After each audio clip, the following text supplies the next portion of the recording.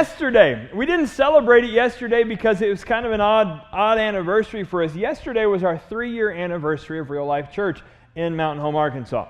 And God has truly blessed us. We've been here 3 years. The first 6 months of that happened at Mountain Home Junior High School in the glorious world of set up and tear down. Yeah, those of you that were here for that, remember that. We had great times on Saturday nights at 4 o'clock. And then we'd leave Sunday at 2 o'clock exhausted, carrying chairs and cases. The chairs that actually you're sitting in are the ones we'd set up and tear down every week. I can still tell you, we had stacks of 19 in each pile, and we took out stacks of 19 to the trailer and put them in there. Our stage, which we actually just recently got rid of, it's packed in a trailer in there. We unpacked it, had a great time setting up and tearing down. 6 months after that, though, the school came to us and said, look, we really don't want you here anymore. And we said, we totally understand. They were getting some pressure. It just doesn't make sense for them to have a church in the school. And people kept bringing up church and state. And we knew it was time anyway. And so we were renting office space in this building right here, up actually in our pre-K room. That used to be our church offices. And the owner of this building walked in one day and he said, would this building work? And I said, would this building work for what? He said, would this work for your church? And I just started laughing. I said, you have no idea. You built an awesome church. He said, where would people sit? I said, where the buses sit.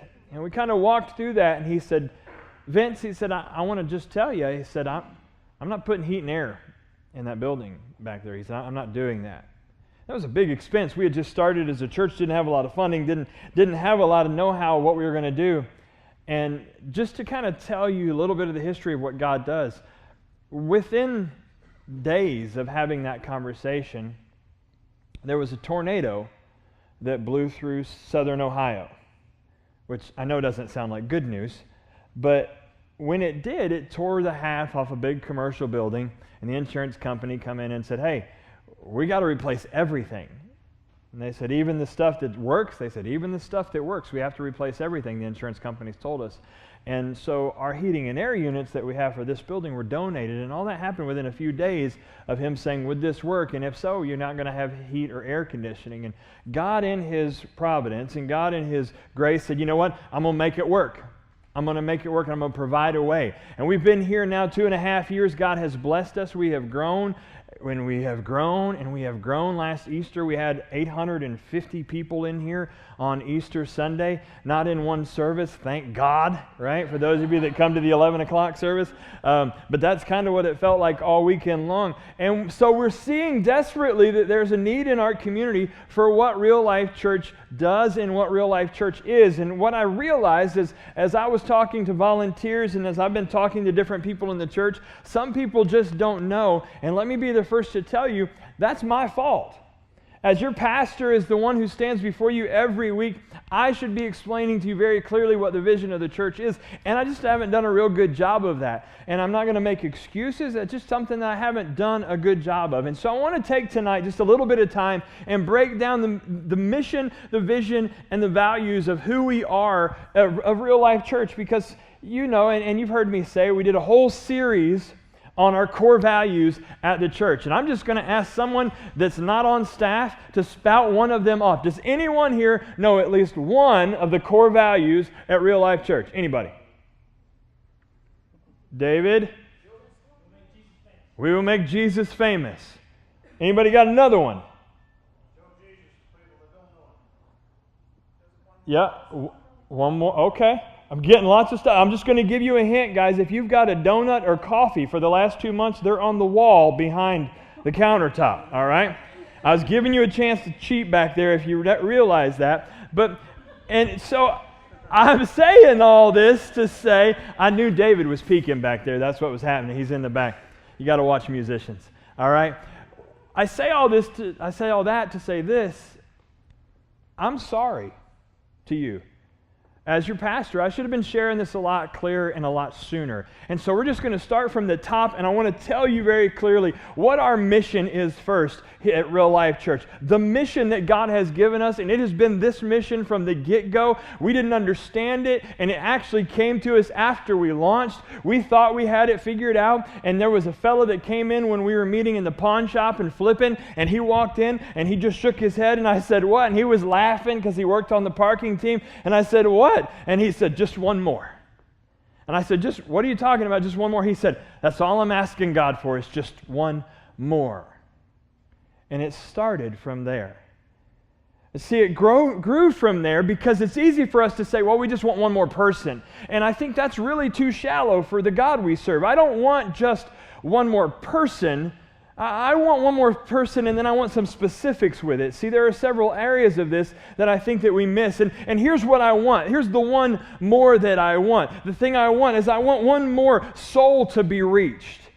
I want one more life to be changed after we reach that soul. When they first hear of us or meet with us or bump into one of you at Walmart or the fair or at school or at your job, I want them to be reached by the power of God through the life that you are living. So I want a soul reached, but I want their life changed.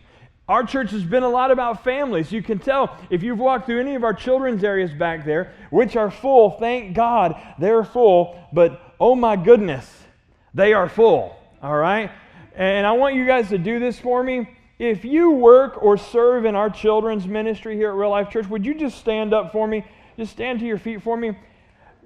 Give these guys a hand, because,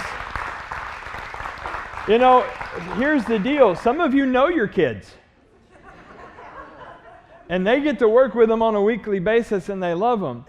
But we're full out there, and so we know families are a big deal for us. So not only do I want one more life changed or one more soul reached, but I want one more marriage reconciled. I don't know if any of you watch the papers, but it's getting constant. And it's actually been statistically proven. I know a lot of people go out and throw this out there. They go, well, the divorce rate in the church is higher than it is in the world, or it's the equal. It's not. Actually, it's shown that if people have a strong Christian foundation and basis in their life, and they live a consistent Christian life based on the Word of God, it is substantially less than those that don't. So I want one more marriage restored. I want one more parent that doesn't think they can get it done, that doesn't think they know what they're doing, that doesn't know where to turn or how to get there or what to do. I want them to be encouraged by the power of God through their church family that says, you can do this. You're going to be okay. Sure, your kids are crazy, but that's all right. You're going to make it, and we want to be the one. We want to be the church family that encourages them through this. And young people, I know we've got some young people here tonight that serve.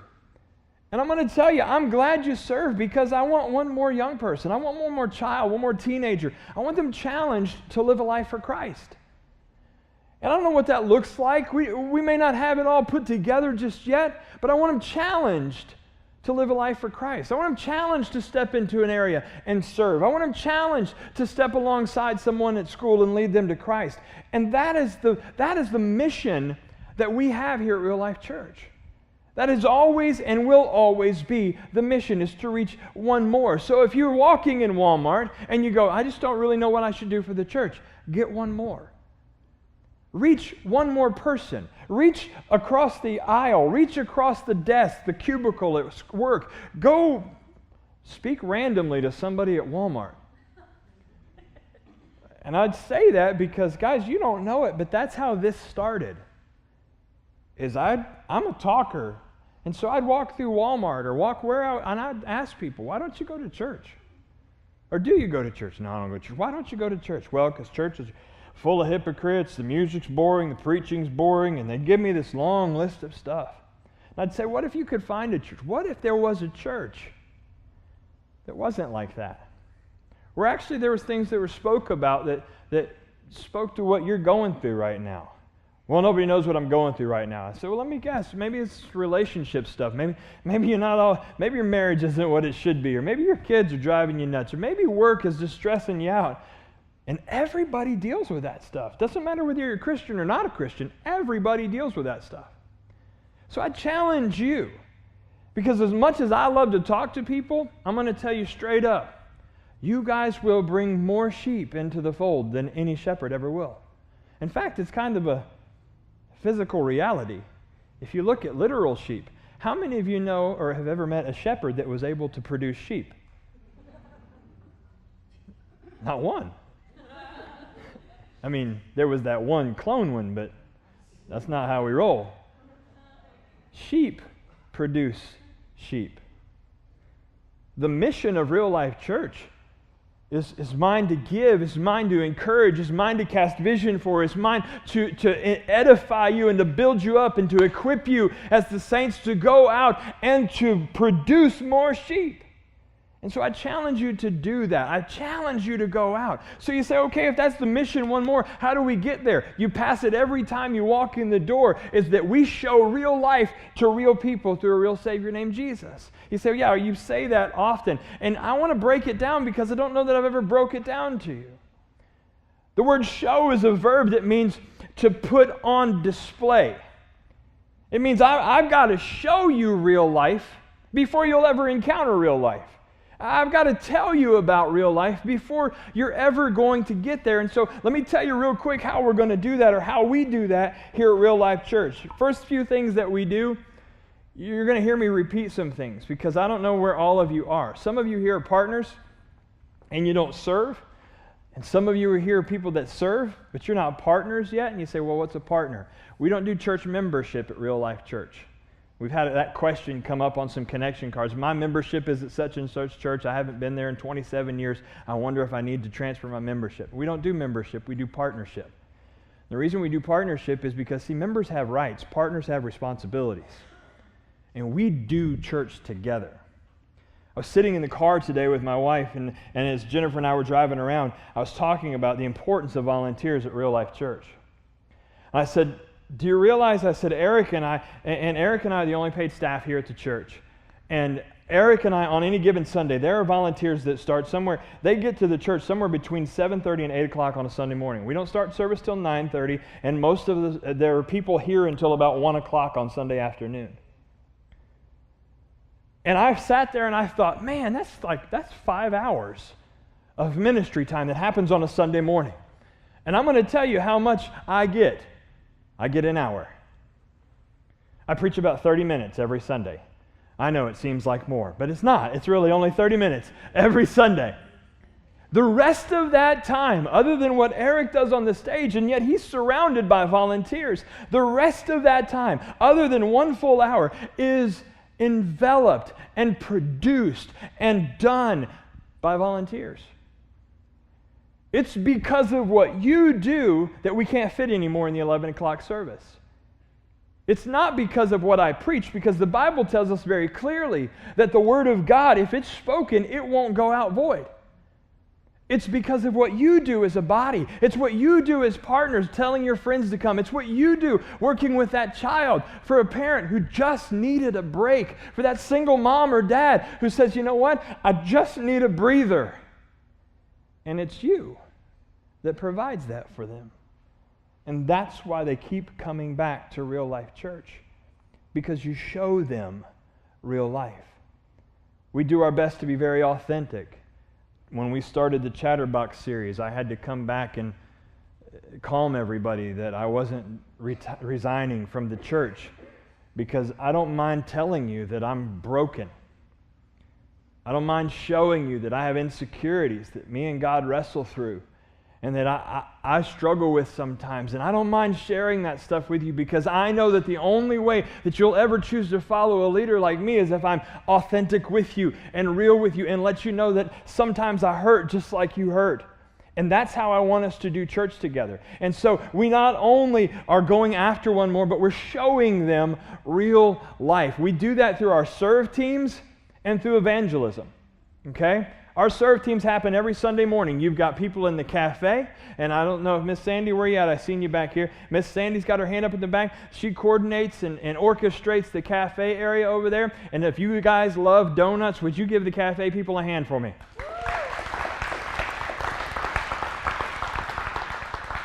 We have people that work the parking lot. Sandy's husband, Rich, Jesse, he's not, is Rich here? Rich isn't here, is he? Yeah, Rich is at work. Rich is the guy that's always up at the front of the parking lot waving at people. Leo Siebert, he owns at the pharmacy in town, but he's out here every Sunday. Mike Bimini, we have different people that step in and help and serve in the parking lot so no one gets killed out there in the parking lot, which is really pretty vital for the ministry of a church that no one dies. And so they're out there every week. We've got people that greet. Miss Vicki Cowart, where are you at? Vicki and Jeff. Jeff, raise your hand. You and Vicki back there. They handle our greeters. The people that meet you at the door, that smile, that nod, that hug on you, that love on you. You guys know Miss Joanne, you know Miss Janie that meets you at the front door. Miss Janie gets here early and sweeps off every rug because she doesn't want it to be dirty when you get here.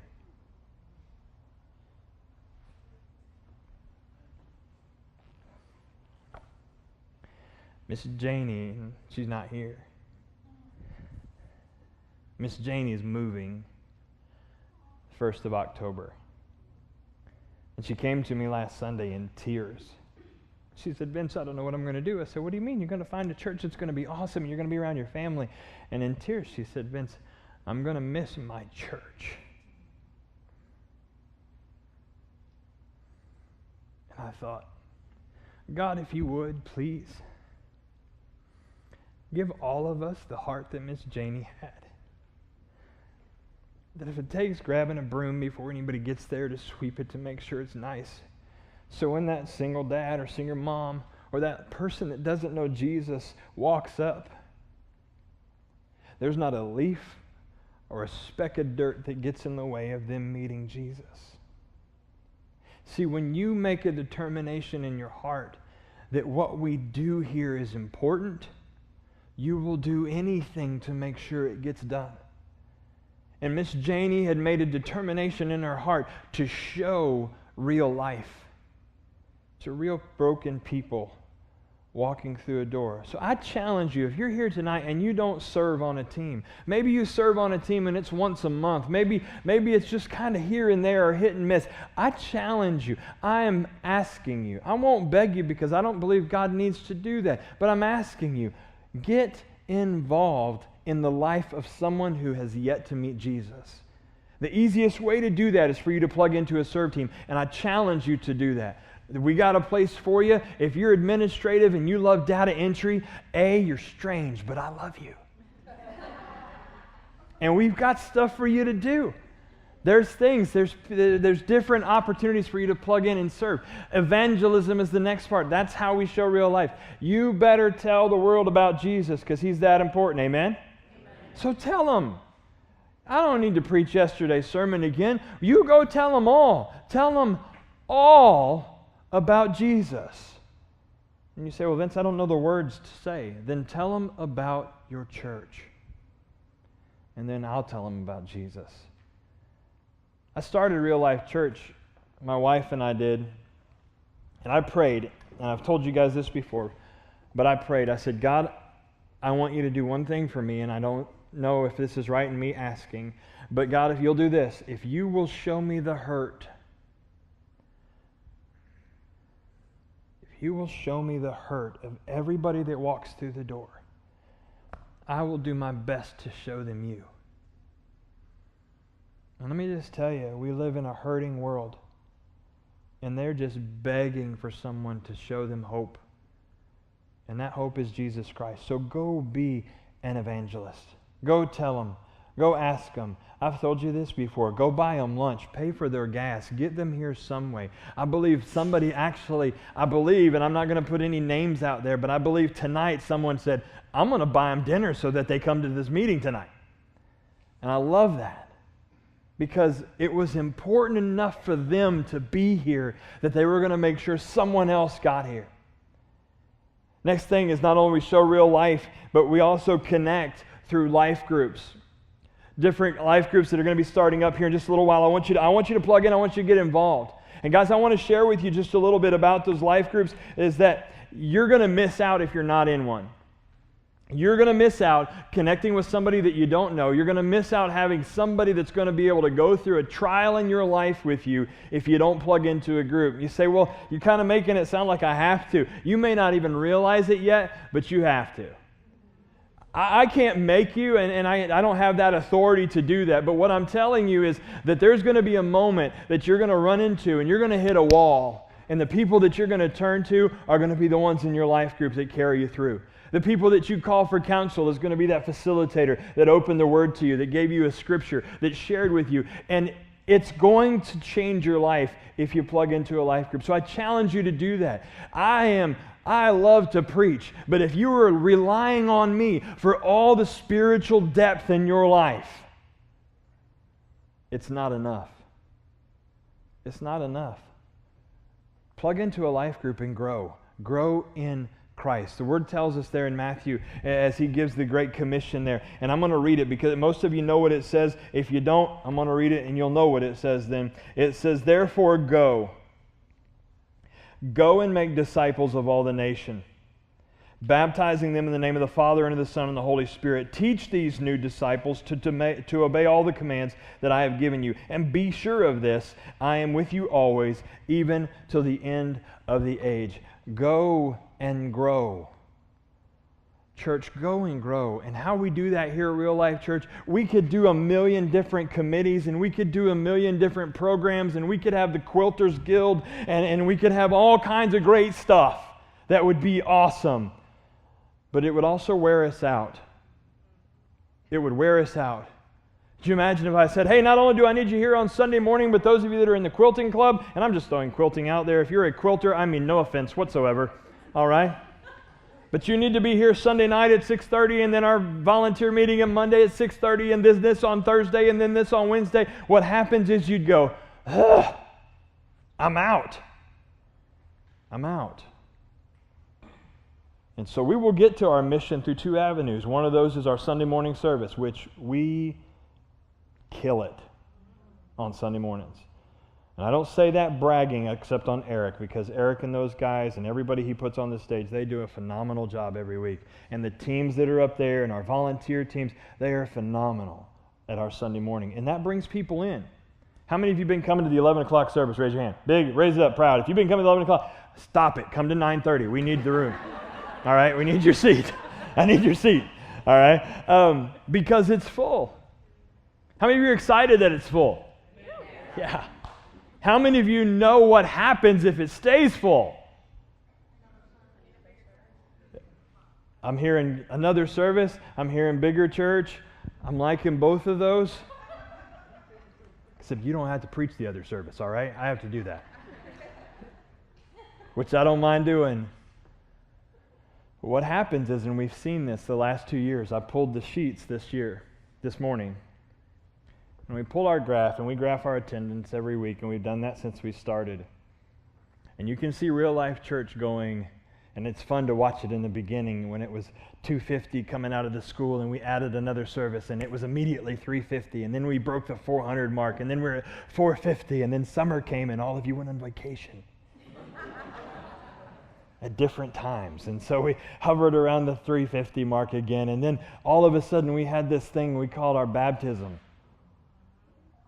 And God opened it up. We had 500 people here on Baptism Sunday.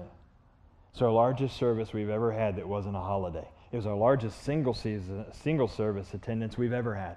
It was bigger than Easter, because you guys went and told folks, hey, something amazing is happening. And what happens is we go up to 500, and then we drop back down to 4. And then we go up to 500, and then we go back down to 4, because as much as you love the people that you brought with you, you don't want to sit that close to them. And that's just the reality.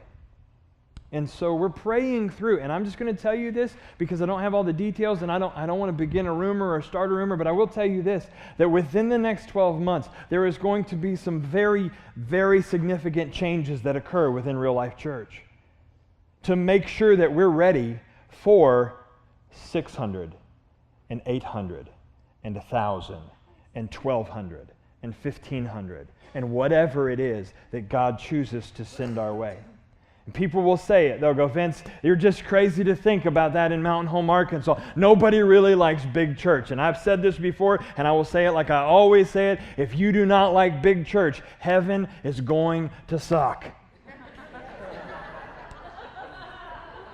Because the reality of it is, when God calls that church home, it's going to be big and it's going to be a party. But here's the deal, folks. Think about this. When we get to that place of 1,000, imagine what we can do to a Gamma house or a food closet or a homeless shelter or a child in need. Imagine then what we can do with that kind of force behind it. Then we become the church that isn't in the community. We become the church that changes the community. And not only then one that changes it, but we can begin to influence it.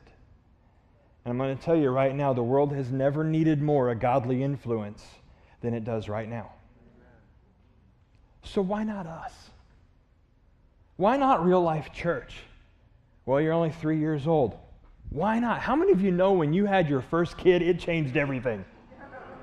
Let's be the kid that changes everything. Let's make the trip longer. Let's make it, we've got to stop 3 or 4 times. We're going to figure it out. But here's the deal. I need you with me. Some of you have committed in your partnership and you've said, you know what, I've signed off on that. I'm a partner. I'm committed to serving. I'm committed to giving. I'm committed to being involved. And I just need to call you out on it and say, you know what, commit to doing those 3 things. To serving, to giving, to being involved, to joining a life group.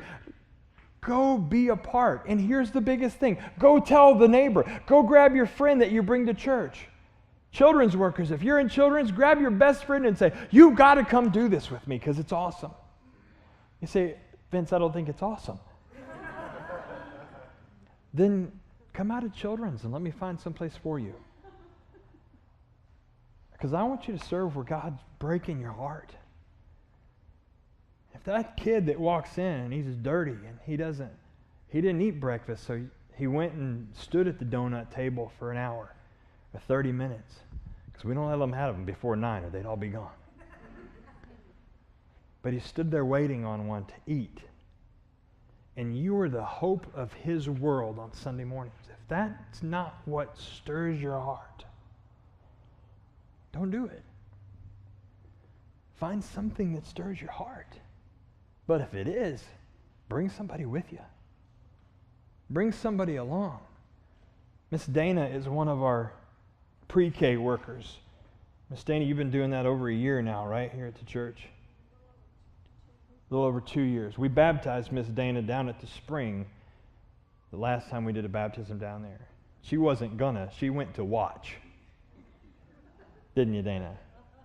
She went to watch, and her husband hollers down, "Stay in the water, Brother Vince. Dana's gone to get her clothes." And we baptized her that day, and she immediately began to serve. She immediately realized that God had called her to something greater than herself, and that's to plug in. Guys, I want to reach this community. I want you to reach it with me. And the next year, things are going to change. They have to. We can't fit any more kids in our rooms. We can't fit anybody else in 11 o'clock service.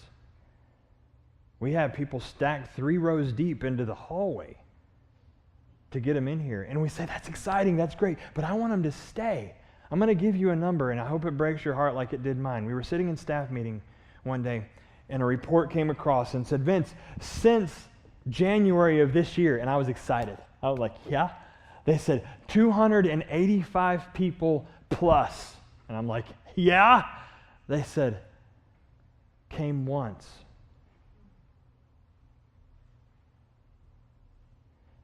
We never heard from them again.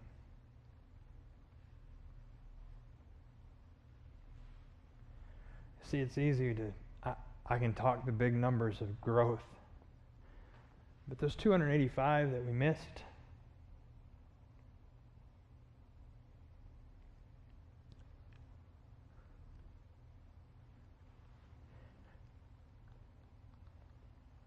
I don't want to miss anymore. I don't want them to fall through.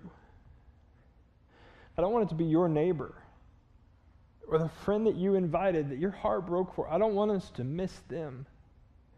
And in order for us to do that or to not miss them, we have to do this together. I'm a pretty smart guy in my own mind. Thanks, Dale.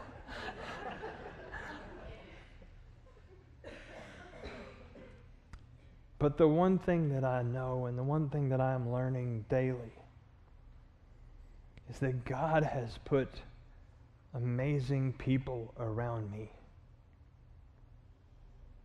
And I look across and I know your stories. I know your stories. And I'm so honored that God let me be a part of your story. And I just want to challenge you, church, as I give and giving you vision tonight for reaching 1,000. Guess what? We're going to have a bigger building, you're right, to reach 1,000 people. But you know what? I'm game if you're game. Are y'all in for a bigger building so we can reach 1,000? If you're in, I'm in. But here's one thing I know. I don't want to do it without you. We've got this far. Dale, we've got this far, haven't we, from the school? From the hospital room, we've made it to here. We've got this far, and I want to go the rest of the way with you. So my challenge to you today, my challenge, my heart, my vision for you is to do two things. I want you to pray seriously about getting involved in the church. And here's the deal. If you're waiting for me to come tap you on the shoulder, stop it. Stop it. Well, if they'd ask, I'd do something. I'm asking you. Get involved. Come tap me on the shoulder. Go tap Eric on the shoulder. Miss Vicky on the shoulder. Miss Jennifer on the shoulder. Go tap somebody on the shoulder and let them know, hey, I'm ready. I'm ready. Let's do this. Let's change the world. It may be the world of Mountain Home and Gassville and Cotter and Norfolk and anywhere else that God brings His people to. But you know what? Let's go change the world. I'm in. And I want you to go along with us on that ride. That's my challenge to you. As details come in, guys, I want to do this more often. I want us getting together because I want to keep you on the front page of what's happening at the church. And I promise you, if we buy land and we go that direction, you will know because I want you celebrating because we are going to have a party when we start taking those big steps towards what God has for us at Real Life Church. I want you to know where it's at. I want you to pull off on the side of the road when we find it. I want you to pray when you stop there. God, whatever happens here, I want it to be great and I want it to glorify the kingdom of God. I pray that my children get saved at this church. I pray that my neighbors' kids get saved at this church. And if you all will join me in that, I don't believe that there's anything that can stop us. I read the verse yesterday. Jesus said to Peter, upon this rock I will build my church, and the gates of hell will not prevail against it. The church is an offensive force, guys. We're not supposed to be on defense going, please don't. Gates are a defensive weapon. Cities put up gates to not let you in. And that's what hell has done. It said, no, we got gates. We don't want that coming here. Well, guess what? We're coming. Real Life Church is coming, and I want you with me. I want you part of the army. I want you part of the march. You wouldn't be here tonight if you didn't want to be a part of it. So I'm asking you tonight, before you leave, if you're here and you're not serving, I want you to get with Miss Vicky. Miss Vicky, if you would come up here for me just for a second.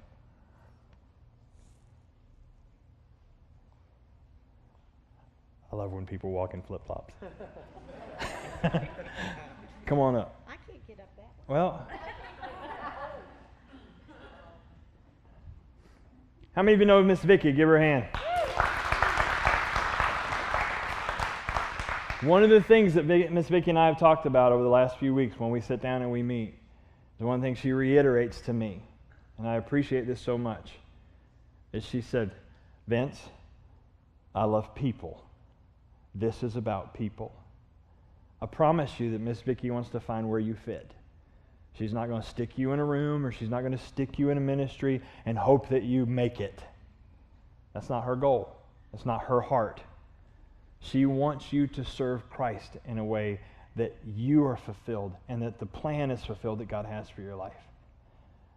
I don't have a microphone, but I'd let you talk if you'd want to.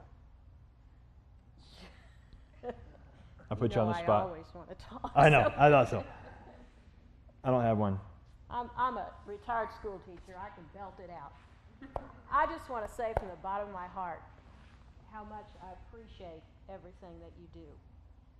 We started 2 or 3 weeks ago tracking our volunteers. That is just keeping track of how many people serve. This past Sunday, 71 people showed up to to volunteer so that we could have a 9:30 and 11 o'clock service. Amen. And I think that's pretty awesome. I urge you, if you've just even thought remotely about serving, please come see me at the end. I'll be back in the cafe area. We have an application we're going to ask you to fill out. What Vince said is the truth. I love people, and I truly care about them.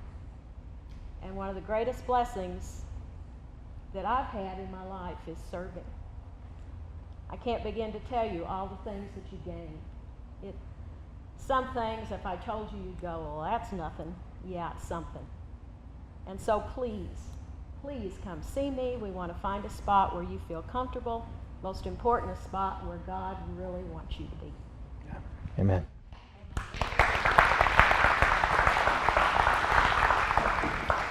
This is what I want to do. You've heard the challenge, get involved. You've heard my prayer request. I'm asking you, you're here tonight, I'm asking you to pray for me and the leadership of Real Life Church as we take our next step. To prepare for room, to prepare for whatever it ends up being, whether it's staff or room or both or whatever it is we need to go to the next level with Real Life Church. Whatever it is we need, I want God to reveal it to us. And I told God a long time ago when we started this thing, I said, God, if you'll show me, I'll go. It may not make sense to anybody else why we have church in a bus garage, but if you'll show me, I'll go. And God has blessed us every step of the way. I'm willing to trust God. What I'm asking you to do is pray for me so that I hear Him. You know, I don't, on Sundays, I don't come out and say, you guys pray for your pastor, you guys pray for your pastor. This will be the single most important step other than launching that we take as a church, is where we go from right here. And I need you praying for me. I need you praying for the leadership of the church. I need you praying that God would reveal His plan to us. Y'all with me to go to 1,000? And I challenge you, like I said, I challenge you. Keep that in your mind. People ask you, where's your church? We're outside of town. We're going to go to 1,000. They're going to look at you like you're silly, and that's okay. And they're going to shake their head and go, no, there's no church in Mountain Home that has 1,000 people. Say, I know. And when we blow by that number, there still won't be, because we'll be at 1,500. All right? But you've got to believe that. I wrote on my board, I have a big whiteboard in my office. And the single most important question that has to be answered by you here tonight, by all of us here tonight, is, do you really believe that what we do is important enough? Do you really believe what we as Real Life Church do is important enough to tell somebody about it? If you do, I don't believe the gates of hell can stand what we're about to bring.